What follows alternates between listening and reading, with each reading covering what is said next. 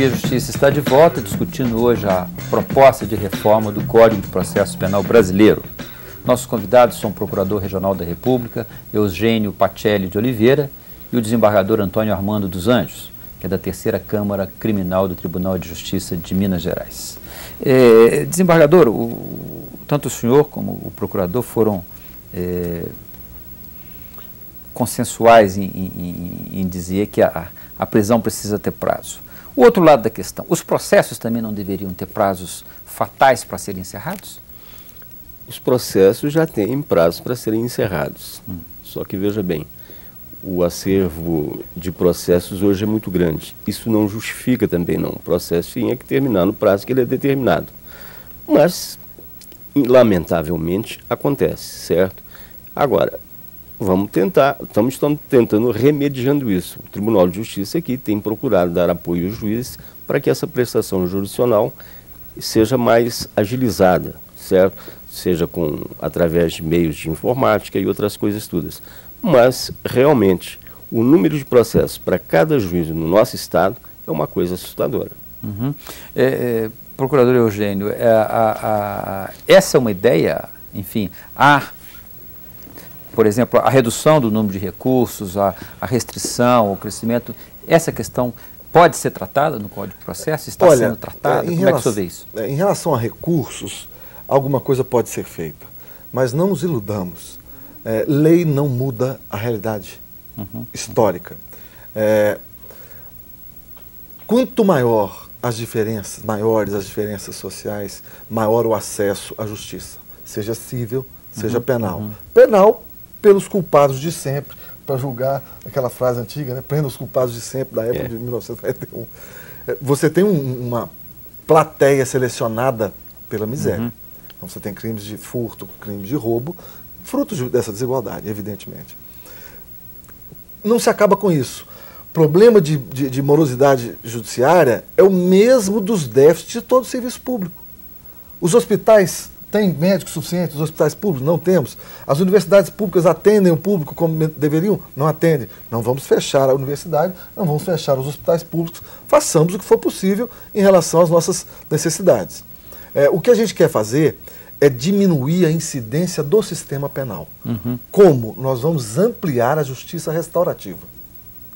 Ou seja, nós vamos, naqueles delitos em que não houver grave ameaça, violência física, queremos diminuir os danos, permitindo que a vítima entre em acordo com o autor do fato. Ou seja, a vítima, vamos deixar em mãos da vítima a persecução penal.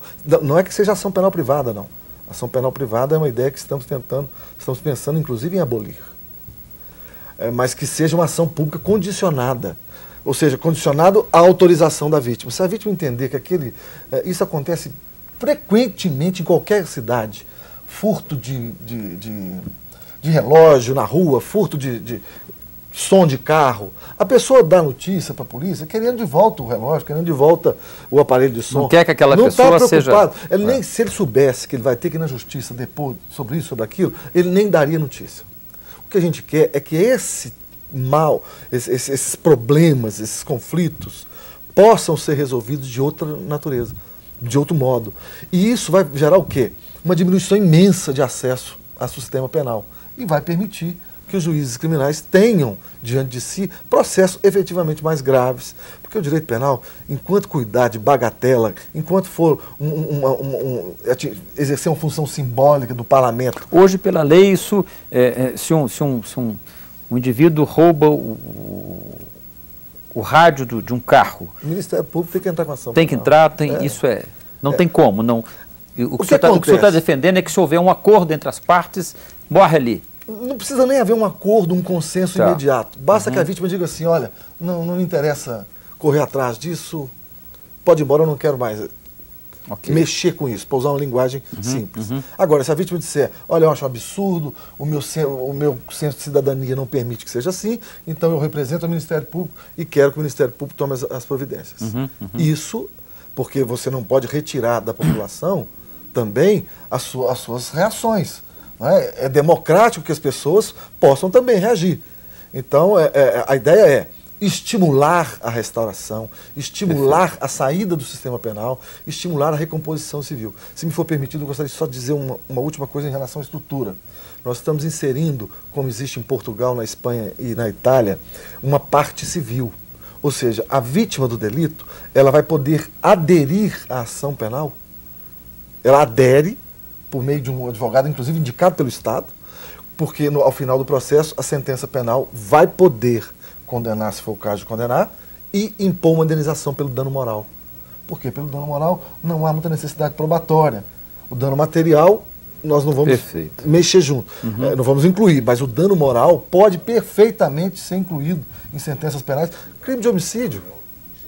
Perfeito. Crime de homicídio, você impõe um dano moral à vítima pelo falecimento. Enfim, são medidas assim que na verdade, a gente quer implantar um novo olhar para o sistema penal. Perfeito. Desembargador, para a gente encerrar, o senhor gosta dessa ideia que o procurador defendeu da justiça restaurativa? O senhor acha que esse é um bom caminho? Não, o caminho é por aí. Não existe outra solução para esses pequenos delitos, certo? Porque veja bem, o trombadinha hoje que te furta o relógio ali e tal, sabe? Às vezes ele mesmo deixa cair o relógio, você pega, mas se ofereceu deu parte, a polícia chegou, vai atrás, o promotor tem que oferecer. Ele praticou um delito, em tese, embora que seja um delito de pequena gravidade, mas é um delito e os órgãos são acionados e aí desencadeia um processo que vai. Nós teríamos que acabar isso, não sei, o professor vai ver essas questões, isso acabar com isso já nessa primeira fase. Perfeito. Doutor Eugênio, nós estamos encerrando o programa, agora então é aguardar vocês divulgarem o texto, que vai ocorrer em abril, e partir para o debate. Exato. Partir para o debate, menos debate, mas para as contribuições. Perfeito. E o senhor, repetindo, a ideia é que esteja essa etapa do trabalho concluída em julho. E no final de julho nós já temos o prazo final para entrega do anteprojeto definido. E aí ele inicia a tramitação dele no Senado parlamentar. Desembargador, muito obrigado pela sua presença aqui no Via Justiça. Eu que agradeço a gentileza do convite. Tá bom. Procurador, muito obrigado pela sua presença. Prazer foi todo meu. O Via Justiça de hoje termina aqui. O nosso programa é uma parceria da TV Assembleia com a Associação dos Magistrados Mineiros. Lembramos que a sua participação com críticas, perguntas e comentários será sempre bem-vinda.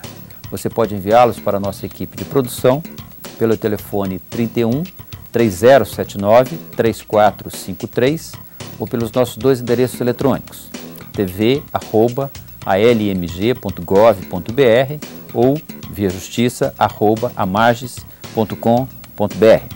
Até a próxima semana.